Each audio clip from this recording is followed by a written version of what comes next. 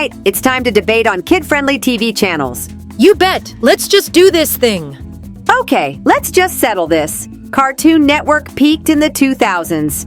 Teen Titans, Foster's Home for Imaginary Friends, Codename Kids Next Door, they were untouchable.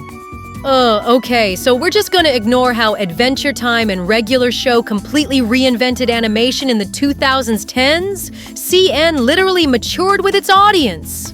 Please. Adventure Time was cool, but it also gave everyone an identity crisis. The grim adventures of Billy and Mandy just wanted to traumatize you for fun, and that's real art. Oh, so now trauma is art? That explains your love for Ed, Edd, and Eddy. Face it, that show was just a bunch of kids screaming and scamming each other for jawbreakers. And that's the beauty of it. It's the purest form of capitalism in animation. At least it wasn't trying to make you cry every other episode like Steven Universe. First of all, Steven Universe made people feel things, okay?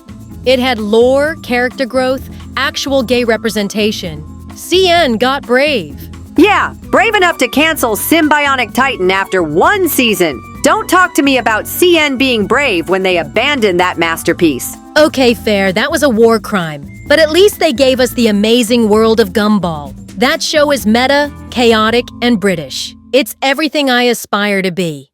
You do quote Darwin like he's your therapist. And you quote Mandy like she's your life coach. Because she is. Fine, let's compromise. Cartoon Network is a beautiful mess. A chaotic, inconsistent, glorious timeline of art and nonsense. Agreed. But if they ever cancel Toonami again, I riot. Same. I'll bring the pitchforks, you bring the plushies. Okay, hear me out. Nickelodeon was at its absolute best in the 90s. Rugrats, Hey Arnold, Rocko's Modern Life. Pure chaotic brilliance with weird animation and emotional core. Iconic. Nancy, be so serious. The 2000s were Nick's golden era. Drake and Josh, Zoe 101, Avatar, The Last Airbender. We were eating good. The drama, the comedy, the plot twists. Okay, yes. Avatar is a literal masterpiece. But you can't sit there and act like my life as a teenage robot didn't define what cool actually looked like. That show slayed, but I raise you Danny Phantom. A ghost boy in skinny jeans fighting evil while crushing on goth girls? Peak Nickelodeon energy. No, peak Nickelodeon energy is being randomly slimed for no reason and screaming about pickles. It's SpongeBob SquarePants Season 2. It's Invader Zim melting your brain at 9 p.m. Zim gave me nightmares and an unhealthy fear of cafeteria food. Exactly. It was revolutionary. All right, but let's talk betrayal. Nickelodeon did iCarly dirty. Took forever to give it a decent ending. And the reboot?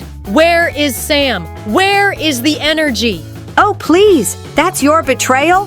They gave us The Legend of Korra, then buried it in the digital graveyard because it was too queer. I'm still not over that. Also, we need to address the crime that is fanboy and chum chum. Agreed. That show felt like my neurons were doing parkour on a sugar high. And yet, I still watched every episode. Because Nickelodeon tricked us. They knew what they were doing. They gave us cursed content wrapped in fluorescent colors and weird noises. True. But you know what? For all its sins, Nick gave us Krusty Krab pizza, Aggressive Cosmo, and that weird obsession with feet. Yeah, Nickelodeon is a chaotic cousin you love but never let near your drink. Facts. And if I had a nickel for every time they traumatized me as a kid? You'd be richer than Mr. Krabs. Okay, let's get one thing straight. Disney Channel was the blueprint for tween TV. That's So Raven, Lizzie McGuire, Hannah Montana, Wizards of Waverly Place. Icons only. Sure, the girlies were iconic. But Disney Channel also gave us some of the most aggressively sanitized chaos I've ever seen. Like, no one ever had real consequences. They just did crimes and went to school the next day. Because it was wholesome. Unlike the trauma Nickelodeon shoved down our throats, Disney was like, hey, your dad's a secret pop star and your best friend owns a mink coat.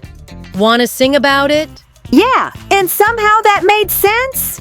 I still don't understand how Hannah got away with being a full celebrity and no one noticed because she put on a wig. It's called plot armor. Don't question the mouse. Fine. but explain the sweet life on deck. You're telling me they built a high school on a cruise ship and sent 2 unaccompanied minors out to sea? Yes, and it was amazing. Way better than the sweet life of Zach and Cody. You can only watch those kids terrorize a hotel lobby so many times before it becomes a safety hazard. Okay, first of all, Mr. Mosby carried that entire franchise. Second, London Tipton was literally Paris Hilton with a learning arc. True, Queen energy. But can we talk about how every DCOM had someone with an outrageous secret? Like, I'm a pop star. I'm a surfer who turns into a leprechaun. I'm secretly a Zetus Lepidus space princess. And the one where the dog has a blog. Stop, that was Disney XD. Different kind of cursed.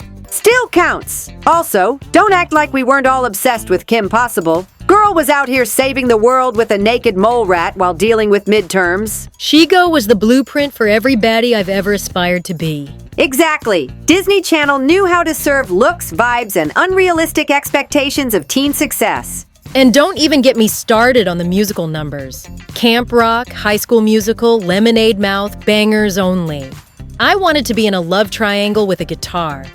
Oh, we all did. But can we agree that Radio Rebel was a crime? Yes, she was too shy to speak but somehow ran an underground podcast empire. Be for real. Still iconic, though, because no matter how unhinged, Disney Channel had the audacity. And sometimes, audacity is enough.